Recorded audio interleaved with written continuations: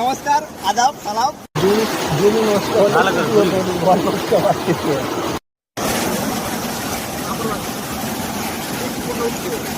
কামারগাড়িয়া, হিরদপুর, গোপালপুর, মৈসামুড়ি, আমাদের সব জলার বন্যার তোলায়।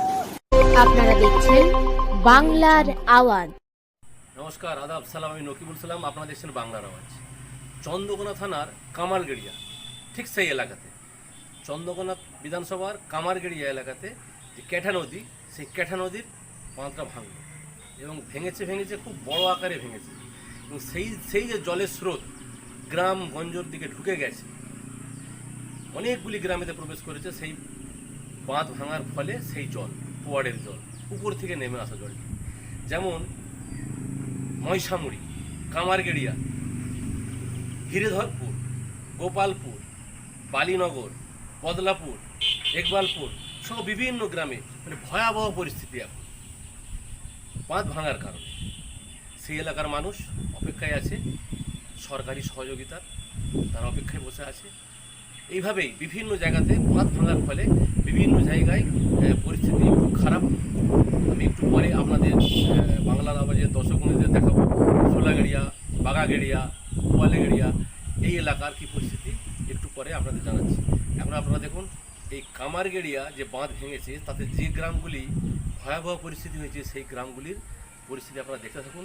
কীভাবে গ্রামের মানুষ গ্রামে ঘরে ঘরে কীরকম জল প্রবেশ করেছে।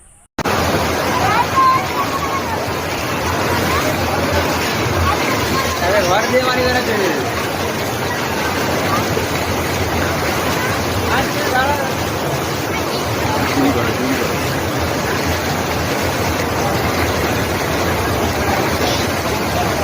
আর কিছু দেখা রে,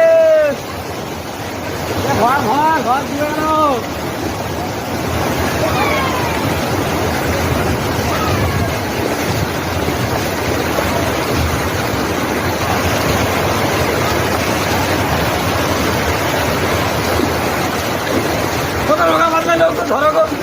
লোকা মাথায় ওঠে নিয়ে পালিয়ে যাবে। টানতে পারবে